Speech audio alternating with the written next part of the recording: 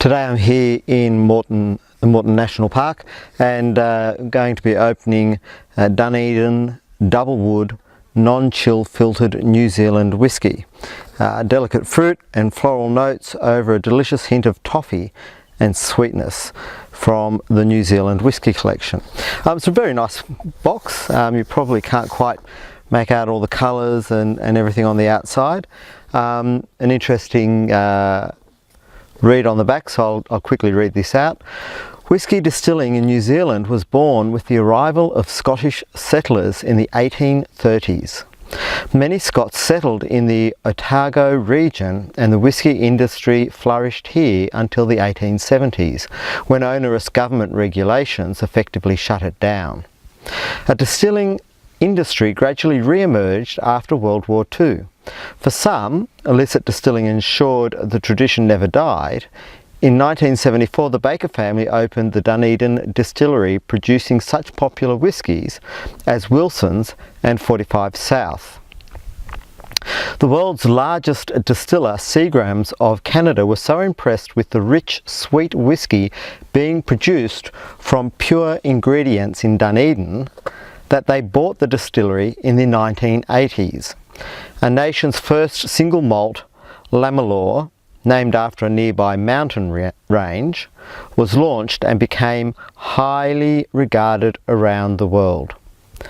In 1997, Seagram sold the distillery to Australian brewer Foster's as part of a larger corporate transaction, only for the cheeky Aussies to close production, sell off the distillery equipment and disperse the remaining barrel stock over time. Sorry about that, guys. This whisky was distilled in Dunedin's legendary Lost Distillery using the finest local barleys and snowmelt from the Southern Alps. This is an exceptionally rare dram from the last remaining stock of what was once the world's southernmost distillery. Enjoy. Well, it was a bit naughty of us Aussies, wasn't it? So look, it's in a bottle like this, and a box like this, the bottle does kind of just fall right out, so you do want to be careful about that. Just pop it up there for a second. Nice silk lining in the bottle, a little bit more on the inside here, which I think is different to the back. Yep. The New Zealand Whisky Collection. Dunedin was once home to the world's southernmost distillery, where traditional methods, local barley and Southern Alps snowmelt were hallmarks. When Dunedin's doors closed, the last barrels were stored away in an old airplane hangar. There they stayed for almost a decade until the New Zealand Whisky Company acquired these 80,000 precious litres.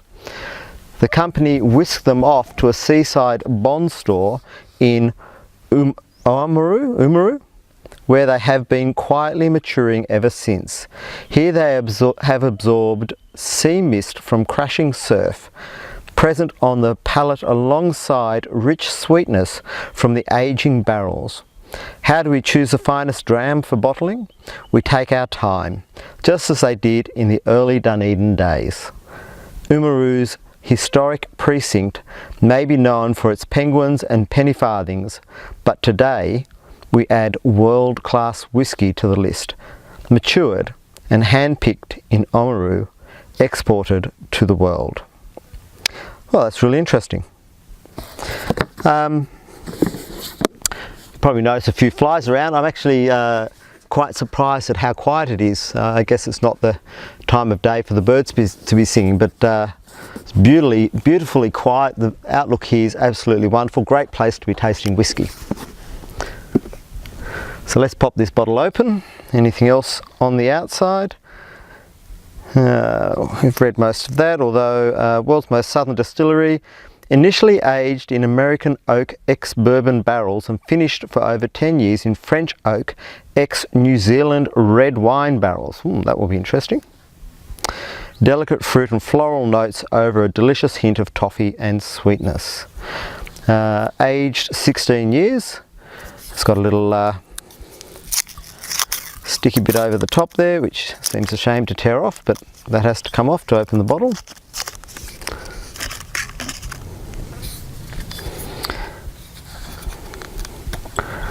And a useful little tab there for taking that off.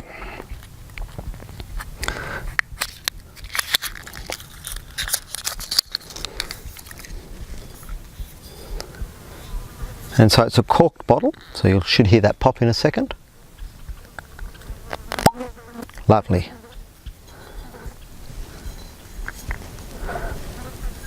And let's pour a little bit out and give that a taste.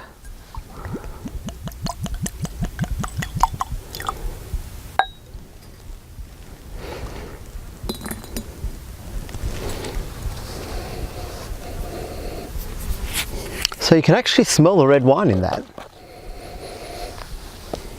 So the toffee's there, but definitely there's a strong odour from the red wine.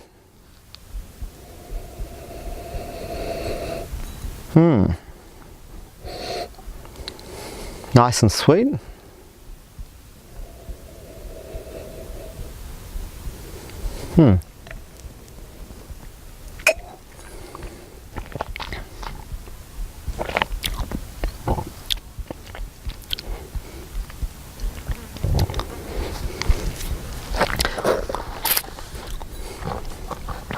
Nice spice in it.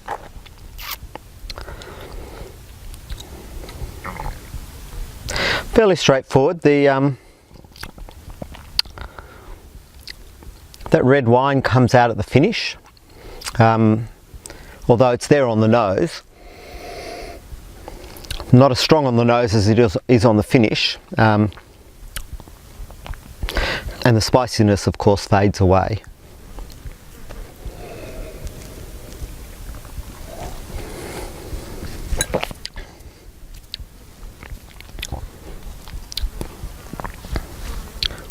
The toffee's mostly in the mouth, I would have said, in the first taste, and then definitely fades away. That red wine really,